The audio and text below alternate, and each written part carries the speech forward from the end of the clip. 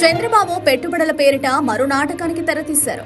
పారిశ్రామికవేత్తలను ఏపీకి రప్పిస్తూ మరో దందాకు తెరలేపారని వైసీపీ ఆరోపిస్తోంది.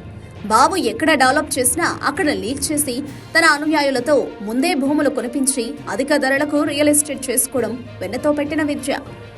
హైదరాబాద్లోనే అదే భూమాయ చేశాడు. అమరావతి రాజధాని కాన్సెప్ట్ వెనుక కూడా కథ అదే. ఇప్పుడు సిఐఐ సదస్సులో ఏపీలో పెట్టుబడులకు వస్తున్న పరిశ్రమలకు తమ అనుయాయులు భూములు కొన్న చోటనే పెట్టిస్తూ ఆ ప్రాంతాలను అభివృద్ధి చేస్తూ బాబుగారు కొత్త ఎత్తులు వేస్తున్నారు. చంద్రబాబు తానేదో గొప్పతనం చేశారని ఆఖరుకు దోమలను కూడా వదలకపోవడం గమనార్హం. దోమలను కూడా తానే చంపారంటూ క్లీన్ ఇండియా అనే ఇనిషియేటివ్ ను ఆంధ్ర నుంచే మొదలు పెట్టినట్టుగా బిల్డపిచ్చారు. కనీసం ఏం మాట్లాడుతున్నారో స్పృహ కూడా లేదు. చంద్రబాబు డ్రోన్లతో దోమలపై యుద్ధం ప్రకటించారట. డ్రోన్లతో కలిసి పురుగుల మందు ఏదో ఒక మందును పిచికారీ చేసి దోమలను చంపారట. దోమలు నిల్వ ఉండే ప్రాంతాలను ఇలా నిర్మూలించారట.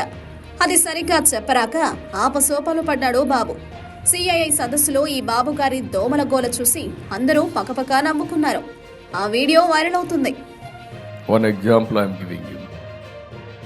If there are mosquitoes, we can make a drone to detect.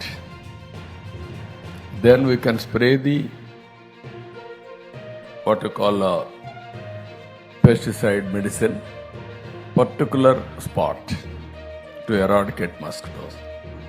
Can you make Andhra Pradesh and India mosquito free? What a vision! क्या थॉट है, पागल हो गया हमारा टीम.